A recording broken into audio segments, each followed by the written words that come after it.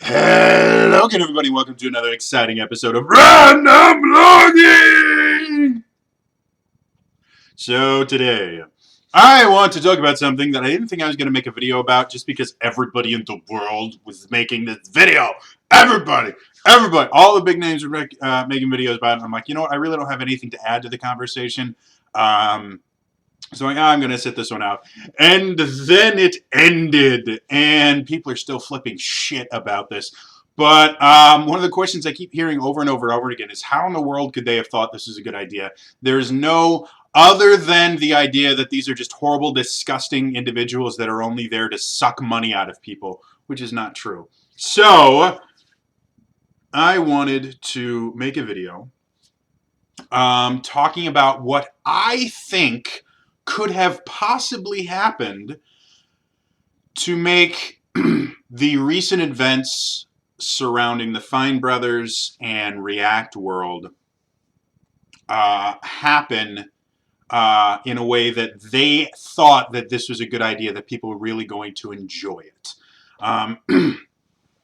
Those of you that don't know and have been sitting under a rock recently, like last week sometime, the Fine Brothers announced this new initiative they were starting called React World. They have a set of very popular web series that all revolve around a group of people reacting to something, generally like a YouTube video or some viral sensation or like video games, but they will put something in front of people, let them experience her a little bit, and then they will ask them questions about it, and it's an unbelievably popular thing. Because it is so popular and because YouTube is what it is, there are a lot of people that copy the format. There are a lot of people that do that. And to be perfectly honest, the Fine Brothers aren't even the first people to come up with this idea. A lot of people have been pointing out on Twitter recently that Bill Cosby was basically doing the same thing, just using straight up questioning as opposed to exposing them to a particular stimulus. With Kids Say the Darndest Things. And that, which no one has mentioned on Twitter yet, and I'm blown away by this, Kids Say the Darndest Things was based on a radio show from like the 60s. So, yes, I find it absolutely hilarious that everyone is getting all upset about it. It's like, well, Bill Cosby did it first. No, Art Linkleader, I think is his name, did it like 30 years before Bill Cosby was even thinking about it. So, anyway, so this whole controversy, they announced this thing, and they also announced that they were trademarking the titles of all of their different shows. Kids React, Elders React, Teens React, YouTubers React. They were getting trademarks on those, and they were also trademarking the word React. Trademarks themselves are incredibly powerful things. They're actually very, very difficult to form, and they give you just incredible power over a specific phrase or a specific thing, because by getting the trademark, you are declaring to the world that this particular thing is part of your brand. Whenever people hear, see, think about this thing, they're thinking about your personal brand. And because of that, you have to be very careful if anyone else attempts to use this particular thing. And so the law gives you the ability to stop people from misusing it, because you are able to prove that this particular thing is so ingrained with your particular product that anyone that sees it in relation to products similar to that would think of your product. And quite simply, it's not fair for someone else to take something like that's already well known and then use that notoriety to make money off of it when they didn't really put the work and effort into making it as well known as it was. So that's why trademarks are so important, and they're a big thing in the business world. And that's one of the reasons why this is so dangerous. So anyway, what happens, they make this video, they announce it, they get crucified on the internet, just absolutely destroyed. And some of it is misunderstandings where people think they're doing things that they're actually aren't. A lot of it was speculation that was grounded in facts, to the point where a lot of the speculation that was out there that was getting thrown in their face was technically viable. They could have done that. I'm not saying they were going to, but it was very possible they could have done that, and they could have had the power to do some really, really bad shit. And so that reacted poorly. So then they made another video where they tried to explain themselves, and they just came off as asshats. They really did. They just came off as these unbelievably condescending jerks, which made everything worse. And so finally they end up, I think earlier this week, they just go, hey guys, we screwed up. Super, super sorry. They did this all in just like a memo. No more videos, which I'll get into later. They put up this memo. It was like, hey, we screwed up. We're sorry. We've rescinded all of our trademarks. We've removed all the copyright strikes that we levied against other channels. We're not doing React World. We realize this was a bad idea. We hope that you guys can understand that we never intended it to be what you guys thought it was going to be. This really was... we really did think it was going to be a good thing. And that's what everybody is complaining about right now, because they're like, how in the hell could you think this is going to be a good thing? No, you are lying to our faces. You are just doing this because you started losing money. If people hadn't unsubscribed from you, and if you weren't losing shit tons of money over this, you wouldn't have cared. You would have gone through and done this because you're horrible, disgusting people, which is not. Everyone that I know that has physically met them, that has talked to them, says that they're actually really, really nice guys. Yeah, so it's a lot of people have been trying to figure out how in the world, and the go-to answer is no, they lied through their teeth to us. They're horrible, disgusting people, and you shouldn't support them. And I don't think that's true. So what I'm going to try to do in this video is I'm going to try and explain what possibly could have happened for this to have appeared to them to be a good thing. Again, it's not I'm not saying this is what actually happened. I don't know what actually happened. I'm not involved in them whatsoever. But from my own experience as an actor and having to get into the minds of weird, stuff, I actually have a pretty good ability to kind of put myself into a situation and kind of figure out the factors that would have to have happened for something like this to happen and it not be just horrible, disgusting. So anyway, this is kind of what I thought. Those who don't know, Fine Brothers, they actually own a company, which I'm actually going to look up to see. Fine Bros Entertainment, I think is what it's actually called. Yeah,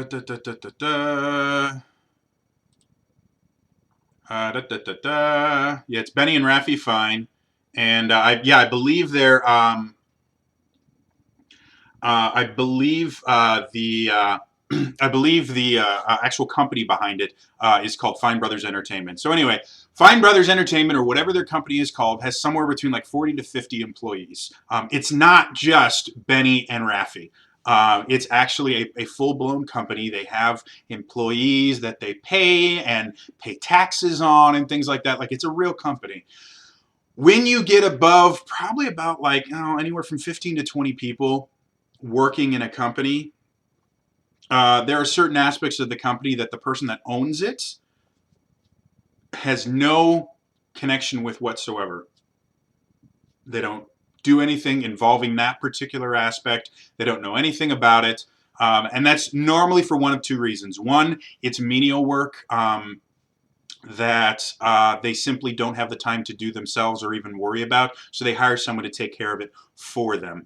The other thing, and this is just as common, is it's something that requires very specialized skills that they don't have. One of the most common aspects of that, or examples of that, is a legal team or a legal department. The CEOs of most companies do not have legal degrees. Being a lawyer in general is an incredibly difficult thing to do. You have to have a 4-year degree minimum. A lot of them have 6-year degrees. You have to pass a bar exam. You have to be constantly be learning what different rulings and things like that, because these rulings form things that are called common law, which even though they're not actual laws, because they've been interpreted this way before, they're almost as powerful as a law. So technically the laws of our country are being rewritten on a daily basis through the use of common law. This is all stuff that happens when you're a lawyer. So what I think happened, again, I'm not saying this is what actually happened. I'm saying I think it's possible this is what happened. They have somebody, or maybe even a team, that deals with legal stuff for them. These are the people that fight any sort of copyright claims that they get. If anyone ever attempts to sue them or bring legal action, these guys are the ones that would take care of it. So somebody over there deals with the legal aspects of their business. This is a very common business practice. Rafi and Benny don't. They have so many other things that they do running this company that they don't deal with that. They trust, and the reason they hired their legal team or their legal person is because they trust him or her or them to do a good job. What often happens in new media is when you become a company where you have to start hiring people, a lot of people will hire people from traditional media because they're the only ones with experience. And if you're, starting a new company, you're going to want someone with experience to help you run the things that you don't understand. So you get people from old media going into new media. In general, you see over and over and over again, the people that do this just fuck it up royal, because traditional media is run so differently than new media is that a lot of the practices that they're used to doing that are unbelievably successful in traditional media completely die in new media and end up tanking companies and things like that. So what I'm thinking is their legal department or their legal person either was from old media or traditional media, or someone from traditional media had their ear. And they were talking about how the Fine brothers themselves have complained on a number of occasions that they don't like it when people steal their format to try and make a quick buck. Because of how successful they are, there are a lot of imitators on the internet that do react videos. Some of them do it almost identically to how the Fine brothers do it. And the Fine brothers put a lot of work into refining the format that they use. I know from just the few shows that I've created and I've had to go through and kind of refine them, creating a solid format is very, very difficult. It requires a lot of time and effort. So they put a lot of time and effort into creating the format that is now the React series, and they're very entertaining. And when they see someone take all of the time and effort and work that they did, steal it without any sort of acknowledgement, and then make money off of it, is upsetting. So they have a bit of, they think very highly of themselves, which isn't the worst thing in the world. If more of the world had good self-worth and a good self-image, a lot of the issues that we're having, we wouldn't. So technically it's not a good thing, but they think a little bit more of themselves than they really should, specifically into how much work they did in defining the React genre. From what I gather from them, again, this is my interpretation, they probably think that anyone that does any sort of reacting is basing it in part off of all the work that they did. And they just naturally assume that anyone that does a video that's similar to that must have seen their work, been inspired by it to create their own version of it. And because of that, they feel a little bit entitled to say, hey, we made this, or we refined it into something awesome, and now you're reaping the benefits. That's not fair. Again, as we've already pointed out, they're not the first person to do a React format style show. It's been around, let's say conservatively, for at least 50 years. So yeah, it was just bonkers. But that's what they did, and they attacked some bad people. Like they went and attacked Ellen DeGeneres because she did something where she showed some kids some stuff and then asked them questions. And then they're like, I can't believe she did that. I mean, guys, she didn't even say that she stole it from us. That's just unfair. So, yeah, they think a little bit highly of themselves. So they had probably complained about that to their staff on multiple occasions. It's probably something that upsets them quite often, especially since you can't actually trademark a format or an idea. It has to be something significantly more concrete than that. You can't copyright stuff like that. So stopping people from basically stealing from them and then making money off of it is very, very difficult, if not impossible. So it's probably something that they've said quite a few times. The legal person heard, well, this is what we do in traditional media. What we do is we trademark certain aspects, the things that we can trademark, and then we create a license. And because the license is a physical thing that people pay for, we can actually pursue legal action when people do something similar to that, because we have a product, we have an actual thing that we're selling, and that you can copyright, and that you can legally own. Just a format in general, you can't. But if you're selling a license to someone, if someone else uses or creates something that looks very, very similar to your license, there are legal precedents in there. So that's what they do in traditional media. And so their legal dude came up and said, hey, listen, you know how you complain about this stuff? I got this great idea. This is what they do in traditional media, and it's very, very successful. You guys, people are already doing this in YouTube, and you guys don't like that they're doing this, and you feel that it's hurting your brand because there are people that are doing it that aren't doing it as well as you, and so, hey, this is a great way we can strengthen the brand. We can create some additional income, which is really good, and we can create a network. You know, we can create just a group of people that are very interconnected, and you know, it'll be this really great audience interaction type experience. And they're like, hey, this sounds good. And so then the really hard work started, where they basically defining trademarks and stuff like that is just mind-numbingly difficult. The first channel I was a part of, the first collab channel, we actually went through the process of trademarking the name, just the name of the channel, in relation to internet video and stuff like that. And we had somebody else that already had the trademark on the specific words, and I had to go through negotiations with them about whether or not we were allowed to do it or not. And it was not fun whatsoever. It's a very, very difficult process. So they put crap tons of work into that, and they also had to put crap tons of work into designing the license itself. Exactly what is the license going to be? How are they going to use it? What kind of resources are the licensees going to get? And things like that. This is a ton of work that probably took them months to get through. They finally get to the point where they have this really awesome completed thing. And then, wow, no, this is really, really cool. Let's announce it. Let's do it. Let's get people excited about this, because before we actually launch it, we need to build up some hype. And so they did that. And they put all of this work and effort, and they did truly believe that this was going to be how they could spread this out. They could protect their brand because they felt that it was getting watered down. They're going to be able to protect their brand. They're going to be able to give out this very valuable thing because in their mind, this format is very valuable because of how much work they had put into it.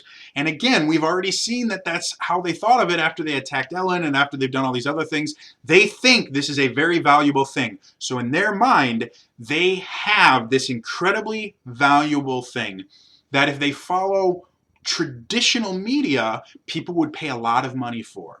But they're like, you know what? We want to do something nice for our audience. We want to do something, you know, so that we can create this incredible camaraderie with our audience. So we're going to give it away for free. And then because of how valuable this is, we're going to just take some of the profits. But we're giving them something incredibly valuable. It's going to make them a hell of a lot more money than we are going to take from them. So this is a win-win for everybody involved, is what I think was going through their head. Again, I cannot speak for these people. I've never actually met them. I'm just saying this makes sense to me. So they release it out. Again, because they don't have legal training, they were told that this is how things are going to work and this is what it's supposed to do, and they were told that they needed to trademark this and this and this, and that the trademark would give them the power to protect their brand. They were never really they were never really gone through the entirety of what a trademark is, mostly because, and a lot of other YouTubers have said this, nobody really understands what a trademark does. That's what we have lawyers for, and they constantly argue about what exactly a trademark does. The only thing that we do know about it, which is really scary when you think about it, the only thing we really do know about it is the fact that it is an incredibly powerful legal precedent. And by having a trademark on something, you have incredible power over that word, phrase, brand type thing. So they were told that trademarking is what they needed to do in order to license, in order to be able to give away this very valuable thing to other people. So in their mind, they are doing this incredibly awesome thing because they have something they think is incredibly valuable, and they're going to give it away. And the people that are going to use it, because of how valuable this thing is, it's going to make them a lot of money. And in exchange for them just giving it away, they're going to take a little bit back so that they can pay for all the work that they put into creating this incredibly valuable thing. Nothing about this is money grabbing right now. All of it is about they wanted to do something awesome for their fans. So the announcement happens. Everybody starts going, excuse me. This is super bad. You guys are going to do this and this and this and this and this and this. And their first reaction is very common. When somebody attacks you, you defend yourself. That's how it works. They became very, very defensive. They're like, wait, hold on. We never said that. We're not going to do that. We're not going to do this. Where are they getting this from? Legal person, where are they getting this from? And legal person's like, well, technically, I know I didn't actually say this, but if we wanted to, like a lot of what they're saying, we could. And they're like, well, we don't want to. Yeah, we totally don't want to. I'm just saying that we could. And that's what they're getting mad about. They don't understand how the whole trademark thinging works. So don't worry about it. Just explain again because you didn't explain it very well. That's all it is. But they're just jumping to conclusions. We're not going to do that. Don't worry. And so they make this second video. At this point, they're upset because they have been they've had their character assassinated. They have been told that they're doing rather horrible things to people that, in all honesty, in their mind, they were doing a favor to. It's like, hey, we didn't have to let you guys license this. This is ours. We can do whatever we want, and it's super, super, valuable. We know because of how much work we put into it. This is awesomely valuable, and we try and give it to you. And what do you guys do when we give you this amazing present? Basically, is you attack us and you accuse us of doing things that we never intended to do. And so they make this video. But unfortunately, because they're so defensive at this point, because they're so upset about it, they come off as asshats. They are genuinely insulted by the fact that people would think that they're these horrible, disgusting people that they're being described as. They're not. They're genuinely nice people that think a little bit too highly of themselves, which is not a crime, just annoying, and got some bad legal advice, or not even really bad legal advice. Got some incomplete legal advice. They were given part of the story, not the entire story. But unfortunately for them, they thought it was the entire story. So now they come up and they make this video, and their intent in this is to just kind of re-educate people and say, hey guys, this isn't going to happen. Please, please stop attacking us. You guys are saying all these things that are completely untrue. How could you believe this about us? Again, this is where the kind of overinflated self-worth comes into the point, because they're offended with the very idea that you would think they were possible of this. When I was in retail, we had one of the guys got fired because, to be perfectly honest, without getting too many details, we had someone scam the store claiming that they were... that one of the employees, me specifically, had stolen money out of their wallet, and that if they didn't take all the money in the cash register to some dude in a random parking lot, that I was going to lose my job. And the guy was a good buddy of mine. He was my boss, but he was a good buddy of mine as well. And so that's what he did to try and save my job. And he got fired because of it, because he did something massively stupid. What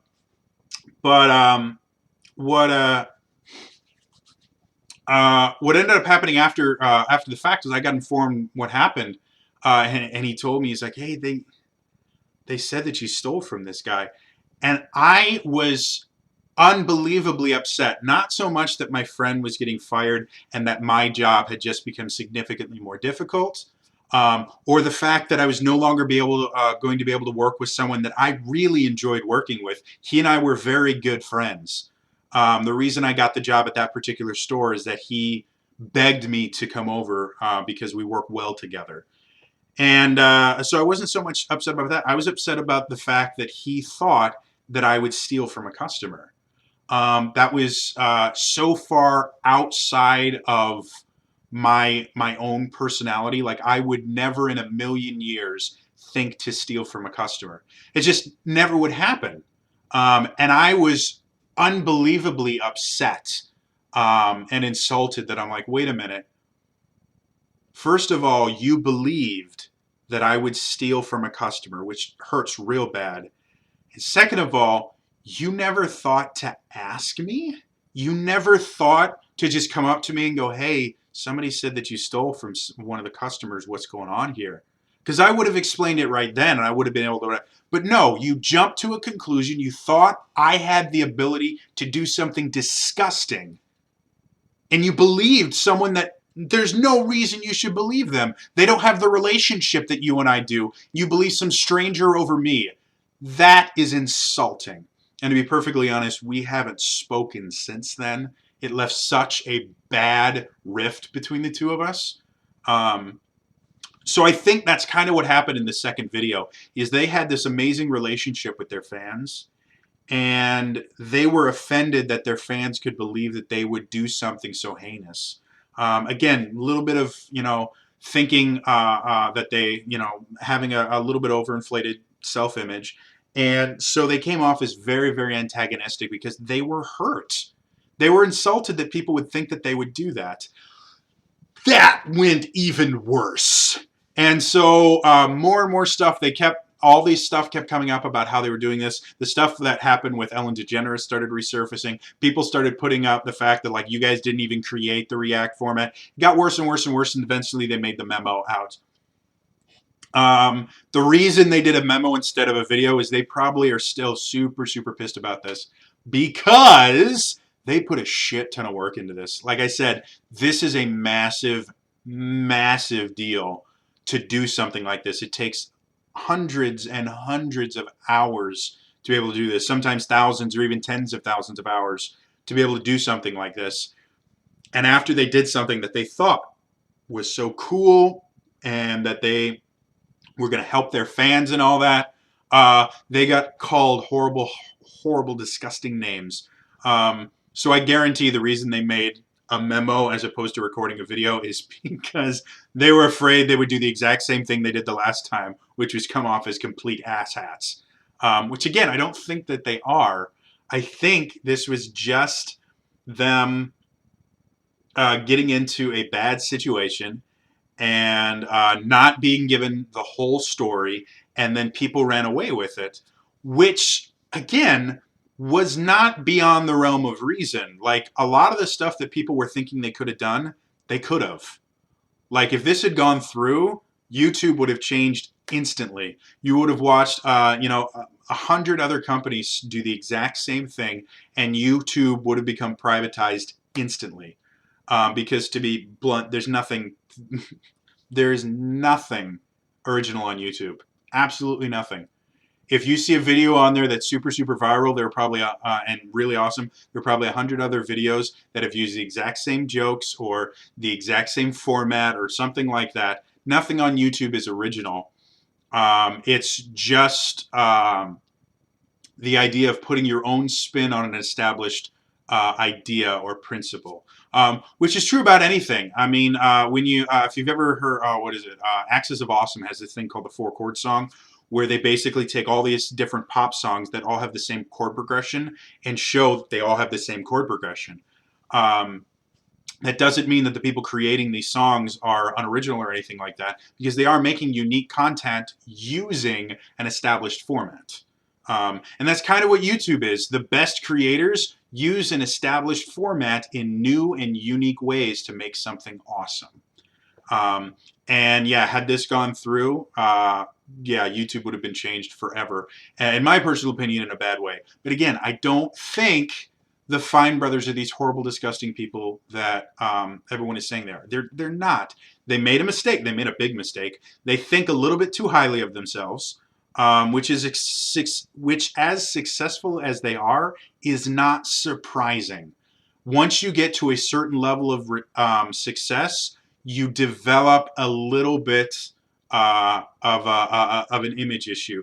And because of that, you are able to do more and better things. You have to think yourself good enough before you can truly get into the high tiers. It's just how it works. So yeah, again, none of this, I don't know them. I don't know anyone that works for their company. None of this is official or anything. This is just my little theory on how they could have justified doing something so massively stupid without being horrible people. They just made a mistake, and they're sure as fuck gonna learn from it too. Anyway, guys, I know this is really long, but this is a really complex thing. If you guys have opinions or anything on this whole Fine Brothers incident, debacle, whatever you want to call it, put them in the comments down below. All right, that's all for me today. I will see you guys tomorrow for some more random vlogging. All right, bye bye.